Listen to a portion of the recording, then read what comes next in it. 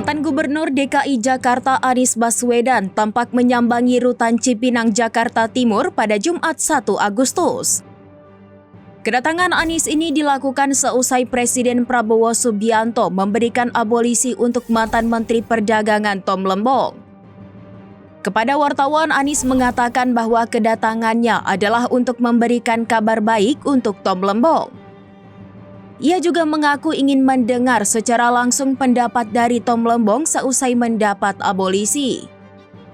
Sebagai informasi, DPR RI telah menyetujui 2 surat dari Presiden Prabowo soal pemberian abolisi dan amnesti dalam rapat konsultasi yang digelar di Kompleks Parlemen Senayan pada Kamis 31 Juli kemarin. Wakil Ketua DPR RI Sufmi Dasko Ahmad menyampaikan surat pertama menyangkut permintaan pertimbangan abolisi untuk terpidana kasus korupsi Thomas Trikasih Lembong atau Tom Lembong. Adapun dalam perkara korupsi importasi gula di Kementerian Perdagangan periode 2015-2016, Tom Lembong divonis 4,5 tahun penjara.